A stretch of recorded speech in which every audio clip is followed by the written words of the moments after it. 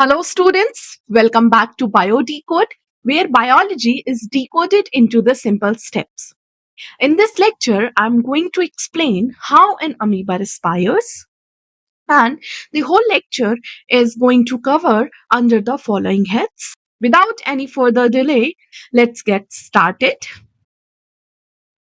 Before we begin this lecture, I recommend you that you first watch the previous video on amoeba, where I have explained what an amoeba is, how it is formed, how its cytoplasm works, and several other basic concepts are also covered there. Once you have watched that, come back to this video because today's topic builds directly on that foundation. In this lecture, I'm going to start with the respiration. That this word comes from the Latin word respire, means to breathe again. Respiration का मतलब होता है ऐसी process जिसमें कि एक living organisms takes in oxygen and release carbon dioxide, and between this process our energy is produced in the form of ATP, that is energy currency of any cell. ATP का full form होता है adenosine triphosphate. और amoeba के case में there are two types of respiration. सबसे पहला aerobic respiration and anaerobic respiration. अब इन दोनों टर्म्स को हम एक एग्जांपल से समझते हैं।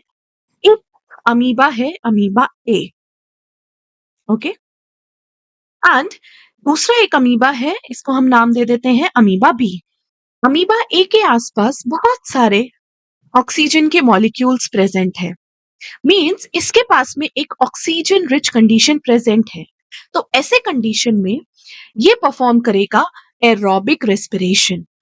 वहीं अगर दूसरे केस में अमीबा के आसपास थोड़े कम अमाउंट में ऑक्सीजन प्रेजेंट है लेकिन कम अमाउंट में, यानी कि ऑक्सीजन लो कंडीशंस है, ऐसे कंडीशन में जो अमीबा है that will perform anaerobic respiration.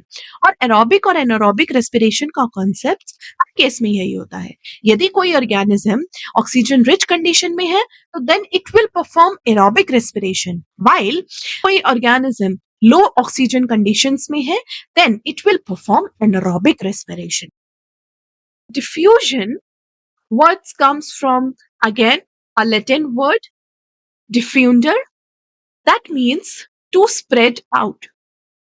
और साइंस में डिफ्यूजन का मतलब होता है जब पार्टिकल्स कैन बी गैसियस और मॉलिक्यूल, ओके, गैसेस भी हो सकते हैं और अदर मॉलिक्यूल्स भी हो सकते हैं, from an area of higher concentration to area of lower concentration until they are evenly spread out है। हम एक एग्जाम्पल से समझते हैं। हमारे पास में एक परफ्यूम का बॉटल है, ओके, इस परफ्यूम के बॉटल में अप्रोक्सीमेटली 10,000 मॉलिक्यूल्स है, ठीक है, एरोमेटिक मॉलिक्यूल्स मतलब जिन मॉलिक्यूल्स की वजह से हमें फ्रेग्रेंस आ रहा है। इसका लिड था, उस लिड को मैंने ओपन किया एनवायरमेंट में एक भी मॉलिक्यूल नहीं है एरोमेटिक मॉलिक्यूल, लेकिन लिड ओपन करते ही ये जो 10,000 मॉलिक्यूल्स हैं धीरे धीरे बाहर आना शुरू होंगे। मॉलिक्यूल 1 बाहर आया, मॉलिक्यूल 2 बाहर आया, मॉलिक्यूल 3 बाहर आया, मॉलिक्यूल 4 बाहर आया, और ये मॉलिक्यूल तक बाहर आते रहेंगे जब तक कि एनवायरमेंट में और बॉटल में same number of aromatic molecules present ना हो। कि मॉलिक्यूल्स हायर कॉन्सेंट्रेशन से लोअर कॉन्सेंट्रेशन की तरफ तब तक मूव करते रहेंगे जब तक कि वो इवनली स्प्रेड आउट ना हो जाए। एक और एग्जांपल लेते हैं। मान लीजिए हमारे पास में एक बॉक्स है जिसमें हमने 100 ऑक्सीजन के मॉलिक्यूल्स बंद किए हुए हैं और एनवायरमेंट में अप्रोक्सीमेटली 90 मॉलिक्यूल्स ऑक्सीजन के ऑलरेडी प्रेजेंट है। इस बॉक्स का लिड ओपन करते ही यहां पर हाई कॉन्सेंट्रेशन है और यहां पर है लो कॉन्सेंट्रेशन। इस लिड को ओपन करते के साथ में 5 ऑक्सीजन के मॉलिक्यूल कहां पर एंटर कर जाएंगे, एनवायरमेंट में। तब जो हमारा बॉक्स है वहां पर भी 95 मॉलिक्यूल्स हैं और एनवायरनमेंट में भी 95 मॉलिक्यूल्स हैं। तो यहाँ पर दो कंडीशंस जो है वो सेटिस्फाइड हुई। क्या? एक तो मॉलिक्यूल्स जो है वो हायर कॉन्सेंट्रेशन से लोअर कॉन्सेंट्रेशन की तरफ मूव किए और मॉलिक्यूल्स का मूवमेंट तब तक होता रहा जब तक कि वे इवनली स्प्रेड आउट ना हो गए। अब आपको एक डिफ्यूजन का एक सिनेरियो समझ आया होगा that what is diffusion. Okay, let's move forward. अब एक फाउंडेशन कॉन्सेप्ट है जो कि आपको आइडिया देगा that what is respiration. Means breathing plus energy production. दूसरा, डिफ्यूजन का मतलब क्या होता है? Movements of molecule from high concentration to low concentration. और दूसरा, एनर्जी करेंसी का नाम क्या है? Adenosine triphosphate. जैसे ह्यूमंस हैं, हम लोग हैं, हम लोगों को भी एनर्जी की जरूरत होती है अपने हर काम करने के लिए। और वह एनर्जी कहाँ से प्रोड्यूस होती है? It produced from the glucose, okay, with the help of oxygen within the cell. And in this process, carbon dioxide is released as the wastage gas. इसीलिए रेस्पिरेशन के दौरान हम ह्यूमंस ऑक्सीजन को breathe in करते हैं और out के time पर हम कौन सा गैस बाहर निकालते हैं? That is carbon dioxide. ऐसे ही जो छोटे ऑर्गेनिजम्स होते हैं जैसे कि अमीबा, ऐसे ऑर्गेनिजम्स को भी एनर्जी की जरूरत होती है टू सरवाइव। लेकिन अमीबा के पास ना तो कोई स्पेशलाइज्ड लंग्स है, ना ही गिल्स हैं और ना ही किसी भी तरीके के स्पेशलाइज्ड रेस्पिरेटरी ऑर्गन्स हैं। क्वेश्चन आता है that how an amoeba manage to exchange the gases, and in this scenario the term diffusion comes in. तो अमीबा के अंदर जो भी रेस्पिरेशन के लिए गैसियस एक्सचेंजेस होंगे that will happens with the process of diffusion. Diffusion के बारे में हमने अभी पीछे पढ़ लिया। अब हम बात करेंगे the mechanism of respiration in amoeba. इसमें सबसे पहला स्टेप होता है एंट्री ऑफ ऑक्सीजन। एक अमीबा जो है वो वाटर बॉडीज में यूजुअली प्रेजेंट होता है। इस अमीबा के अंदर कॉन्टिन्यूसली रेस्पिरेशन चल रहा है ना? यानी कि इस अमीबा के अंदर जो भी ऑक्सीजन है वो कॉन्स्टेंटली यूज हो रहा है रेस्पिरेशन के लिए। और बाहर पानी के अंदर ऑक्सीजन प्रेजेंट होगा ही, इससे एक ग्रेडियंट फॉर्म होगा जिससे कि अमीबा के अंदर तो ऑक्सीजन की कमी होती रहेगी और बाहर का जो ऑक्सीजन है जो कि हायर कॉन्सेंट्रेशन में है वो लोअर कॉन्सेंट्रेशन की तरफ मूव करना शुरू होगा। तो इस तरीके से डिफ्यूजन का प्रोसेस स्टार्ट होगा। अब इसको एक बार रीड करते हैं। Oxygen from the surrounding water present at the higher concentration outside the amoeba's body. दूसरा, अब क्या होगा? Inside the amoeba cytoplasm oxygen concentration is lower because it constantly being used for the energy. इससे एक concentration gradient create हुआ। So by diffusion oxygen passes through the thin, flexible cell membrane and enters the amoeba's body. अब इसको एक diagram के through भी समझिए। यहाँ पर ऑक्सीजन यूज हो रहा है, यहाँ पर सराउंडिंग वाटर में बहुत सारे ऑक्सीजन के मॉलिक्यूल्स ऑलरेडी प्रेजेंट हैं। तो क्या होगा? एक डिफ्यूजन की वजह से ऑक्सीजन जो है वो इस थिन मेम्ब्रेन के थ्रू पास ऑन होके अमीबा के साइटोप्लाज्म में एंटर कर जाएगी। ओके, अब इस ऑक्सीजन का काम क्या होगा? Once the oxygen gets inside, this oxygen is used to break the glucose in the cytoplasm and mitochondria. अब इस साइटोप्लाज्म के अंदर ग्लूकोज मॉलिक्यूल्स प्रेजेंट है, उस ग्लूकोज मॉलिक्यूल्स का ऑक्सीडेशन करेगी ऑक्सीजन और एक वेस्टेज गैस को बाहर निकाल देगी दैट इज CO2। और इस प्रोसेस के दौरान कुछ एनर्जी करेंसीज प्रोड्यूस होंगी जिनका नाम है ATP। और ATP का फुल फॉर्म हम पढ़ चुके हैं, एक बार और याद दिला देते हैं, adenosine triphosphate। So this process is called the cellular respiration and it releases energy in the form of ATP, the energy currency of the cell. अब नेक्स्ट स्टेप में क्या होगा? ये जो कार्बन डाइऑक्साइड है हमें इसको बाहर निकालना है. That is the release of carbon dioxide.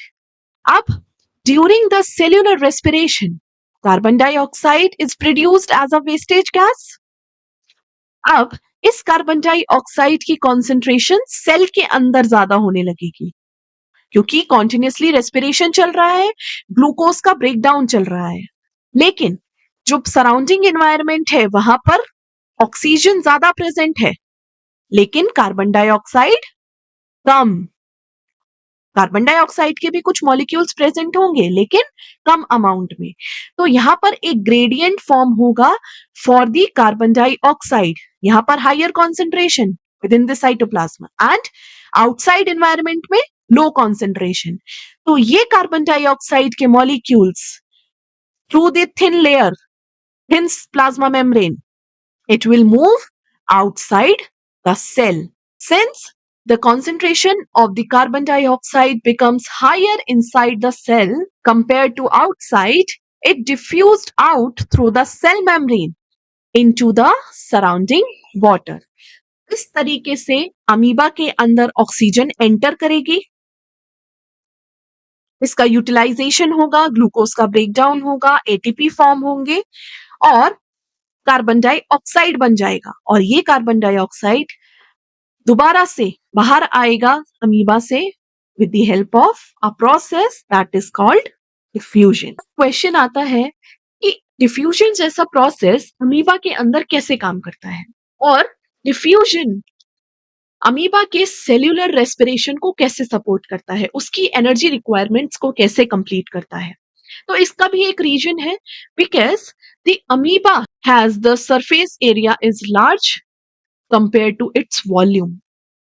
Okay, and this is the key concept. इसको हमेशा ध्यान रखिए कि अमीबा का जो सेल सरफेस एरिया होता है is larger compare to its volume, जिसका मतलब ये है कि gas can easily move in and out by the diffusion. किसी भी सेल के अंदर डिफ्यूजन अगर हो रहा है तो इसका मतलब है कि उसका सेल सरफेस एरिया लार्ज है और उसका वॉल्यूम कम है. और अगर हम एक एग्जांपल लें, अमीबा एक लार्ज और मल्टी सेल्यूलर ऑर्गेनिज्म होता, उस केस में डिफ्यूजन जो है वो उसके सेल्यूलर रेस्पिरेशन और उसके एनर्जी नीड्स को कॉम्पनसेट नहीं करता. और उस केस में अमीबा को भी जरूरत पड़ती कि उसके पास में कुछ स्पेशलाइज्ड ऑर्गन हो जैसे कि लंग्स, गिल्स, जैसे कि ह्यूमंस और फिशेस में प्रेजेंट होते हैं. तो इसीलिए डिफ्यूजन जो है अमीबा के लिए एक रेस्पिरेशन प्रोसेस का काम कर पाता है. लेकिन अगर हम मल्टी सेल्यूलर ऑर्गेनिजम्स की बात करें जैसे कि fishes, humans and any other multi cellular organisms, उस केस में हमें स्पेशलाइज्ड ऑर्गन्स की जरूरत होती है फॉर रेस्पिरेशन. बहुत से मॉडर्न रिसर्च ने यह बात शो की है अमीबा के अंदर जो भी साइटोप्लाज्म के मूवमेंट्स होते हैं उनको साइटोप्लाज्म स्ट्रीमिंग कहते हैं. That means movement of fluids inside the cell helps the distribution of oxygen efficiently throughout the body. आसपास ऑक्सीजन थी, डिफ्यूजन से एंटर की और एंटर करने के बाद जो भी ऑक्सीजन के मॉलिक्यूल्स हैं वो throughout the oxygen cell कौन डिस्ट्रीब्यूट करेगा? That will be distributed by the cytoplasm streaming. That means movement of fluids inside the cell. दूसरा, the scientists have proved that amoeba can adjust its respiration depending on the environment. यदि oxygen की concentration उसके environment में ज्यादा है तो it will shift to aerobic respiration. और अगर एडवर्स केसेस में the oxygen concentration decreases, then amoeba will shift to anaerobic respiration. That means the oxygen poor condition, adverse conditions, it can live without the oxygen and produce less energy. But in such cases, also amoeba still allow it to survive. Let's quickly recap the whole lecture. Amoeba respires by the diffusion across its cell membrane. Oxygen from water diffuse in, and it is used to break down glucose, and energy is released in the form of ATP.